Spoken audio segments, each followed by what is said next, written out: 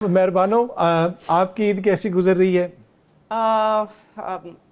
सबसे पहले तो आपको ईद मुबारक, आपको आपके भी। देखने वालों को सबको बहुत ईद मुबारक। मुझे उम्मीद है कि सबकी ईद अच्छी गुजर रही है उनके ख़ानदान के साथ। ईद तो वो दिन होता है कि हम अपनी फैमिली के साथ गुजारते हैं और कुछ ना भी करें तो सब बस इकट्ठे मिल बैठकर खाना खाते हैं, गपशप होती है, सारे बातें होती हैं हफ्ते की ज़िंदगी की, मतलब इट्स डाउन ये टाइम। गालिबन दूसरी ईद है शाह साहब के बगैर? जी, तो हमारे लिए थोड़ी मुश्किल है, दूसरी ईद है बाबा के बग़ैर। हालांकि इस वक्त वो बरी हो चुके हैं, बेगुनाह हैं, सज़ा याफ्ता नहीं है, उनको जेल में नहीं होना चाहिए है, मगर पाकिस्तान में ऐसे ही चलता है। हम उलझा देते हैं मामलात को, इसका कानून से कोई लेना देना नहीं है। बट इंशाल्लाह हम अभी भी बड़ी पुरुम्मीद है कि ईद के बाद छुट्टियां ख़त्म होंगी और जो बाकी कार्रवाई बची है, कुछ बेल्स है वो हम हासिल करेंगे और उनको रिहा करवा लेंगे इंशाल्लाह। अच्छा, वैसे होंगे नॉर्मली पर ऑब्वियसली उनके बगैर ईद गुजारना दुख तो होता है, बंदा याद तो करता है। खास आप तौर वैसे पे करीब हैं, एक कुछ बच्चे होते हैं ना कि वो कोई वालिद के करीब होते हैं, कोई वालदा के करीब। आप शाह साहब से? मैं दोनों अपने वालिदैन के बहुत करीब हूँ। हमारे फैमिली में एक मजाक है, मगर सब कहते हैं कि मतलब मैं I am the apple of my father's आई।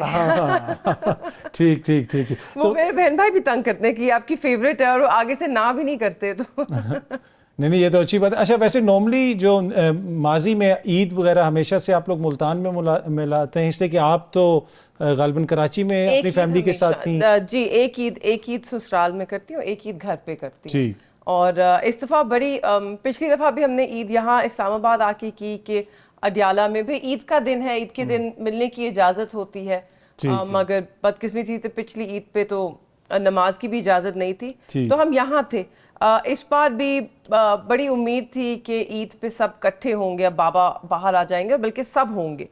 मेरी फूफियों को भी बड़ी उम्मीद थी कि वो अपने भाई के साथ ईद मनाएंगे, मगर हम सब तो इकट्ठे हैं, बस एक बाबा नहीं है, तो आ जाएंगे जल्द। नहीं, होपफुली इंशाल्लाह चीज़ें बेहतर होंगी। अच्छा शाह साहब, आपने वैसे शायरी कब शुरू की? मैं अतर भाई, ईद का मौका है तो मगर आपने पूछा है तो मैं मुख्तसर इसका जवाब देता हूँ। मेरे वालिद की डेथ हुई थी, अभी मेहरबानो साहबा भी अपने वालिद साहब का जिक्र कर रही थी। वजूहात कोई भी हों, लाजिम बात है कि ईद जो है वो अपनों के साथ और उनके साथ ही होती है, अदरवाइज़ तो बिल्कुल एक वीरानी होती है। तो मेरे वालिद की डेथ हुई थी, मैं 8 साल का था, तो 8 साल की उम्र में मैंने पहला शेर कहा था। ठीक, और ये उसके बाद फिर ये सिलसिला जारी रहा या फिर बीच में रुक गए या कंटिन्यूसली उस वक्त से? नहीं, अल्हम्दुलिल्लाह फिर ये कभी रुका नहीं है। फिर लाज़िम बात है कि ज़िंदगी अपने जो मुख्तलिफ दर हैं, जो दरवाज़े हैं, जो मुख्तलिफ एंगल्स हैं, मुख्तलिफ चेहरे आप पे आश्कार करती है, दिखाती है। जो फिर ज़िंदगी के मुख्तलिफ तजुर्बात से आप आशना होते चले जाते हैं। उसमें गम जाना भी होता है, गम दौरा भी होता है, उसमें सियासत भी है, सहाफ़त भी है, कायनात भी है।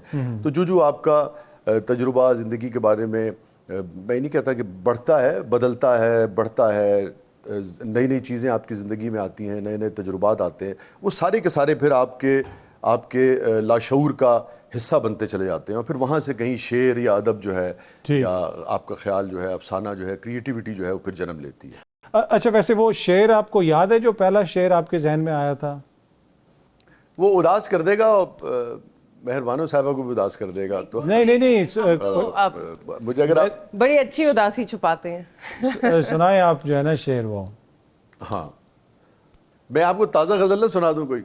मैं खुदा इसलिए कह रहा हूँ कि ईद का मौका है तो देखिए, ये कुर्बानी की ईद है और इसमें जो है वो हर कोई जो है वो समझता है चीज़ों तो कोई नहीं। अगर हम चाहते हैं ना कि वो जो आपने पहला शेर सुनाया था या पहला शेर जो आपके जहन में आया था उतनी छोटी उस यंग एज में, आई एम श्योर के people would like to know कि वो क्या था।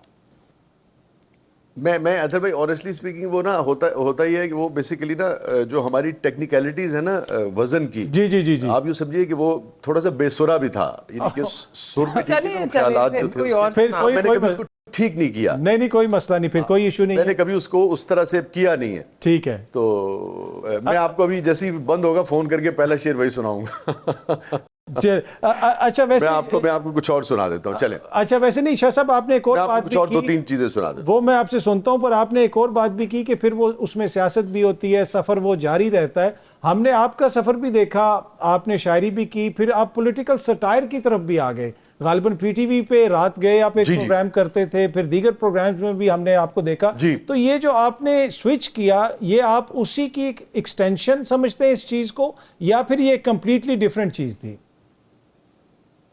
عطر بھائی, میں سچی بات ہے کہ میں اس کا کبھی بھی یعنی کہ میں جس شعبے سے تعلق رکھتا ہوں نا, میرے جو شعبے کے بڑے تھے, منیر نیازی صاحب تھے, احمد فراز صاحب تھے, عطا اللہ قاسمی صاحب حیات ہیں, اللہ تعالیٰ انہیں صحت عطا فرمائے, مطلب ٹھیک ہے وہ بالکل الحمدللہ سلامت ہیں, اور دیگر اسلام امجد صاحب تھے. یہ اتنے مرنج لوگ تھے کہ جو بڑے بڑے, یوسفی صاحب کا آپ نے نام سنا ہوگا, ہمارے جیسے پی جی ووڈ ہاؤس ہے, اس لیول کے لوگ ہمارے یہاں تھے. تو ہم نے ان کے درمیان ایک طرح سے اپنی ادبی آنکھ جو ہے وہ کھولی. تو یہ بڑے زندہ دل لوگ تھے.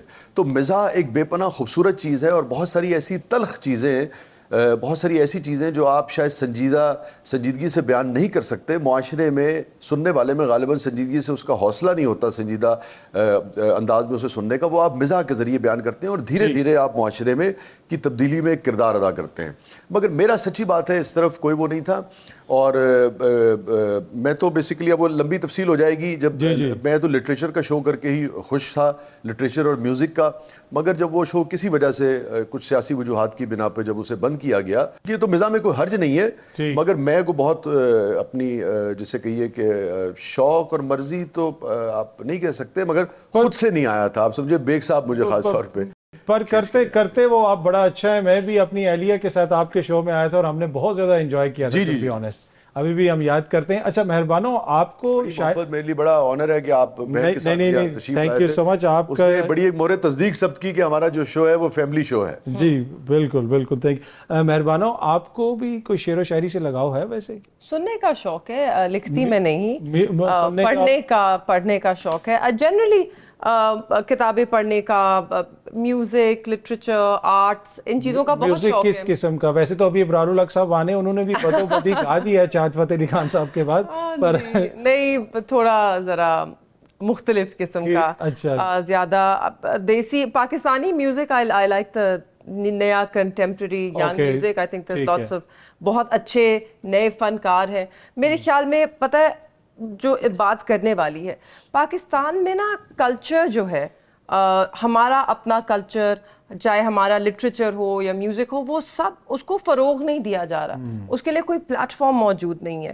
اور میرے خیال میں آپ 80s میں دیکھیں, حالانکہ 80s میں بہت پاکستان ضیاء صاحب تھے, اور ایک اسلامائزیشن کا ریپریشن تھا بہت زیادہ, پر اس کے باوجود آرٹس وار فلرشنگ, رائٹ. اس کے بعد کیا ہوا کہ وہ ختم ہوتی چلی گئی, کیونکہ آرٹسٹ کا گھر کیا تھا, Pakistan television, P T V artist کا گھر ہوا کرتا تھا.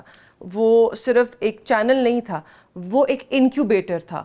And today it is not an incubator, آج وہ ایک ٹول بن گیا ہے of just control news basically, جو کہ نہیں ہونا چاہیے. آپ فوکس کریں, بے شک کنٹرول نیوز دیں, مگر فوکس کریں اس کو کہ اس کو ایک انکیوبیٹر بنایا جائے آرٹس اور کلچر کے لیے. اس زمانے میں ابھی بھی ہمارے ڈرامے کچھ اچھے ہیں, بٹ کبھی کبھی آپ دیکھتے ہیں تو تھوڑا وہ بارڈر کے اس پار سے انسپائر ہو گئے ہیں. حالانکہ ہمارا جو ایک جانرا تھا ڈرامے کا بھی, وہ بالکل مختلف تھا. 80s اور 90s میں جب ڈرامہ آتا تھا 8 بجے اسٹریٹس خالی ہو جاتی تھی, اتنا اپریشیٹ کیا جاتا تھا انڈیا, ہندوستان میں بھی, باقی ممالک میں بھی.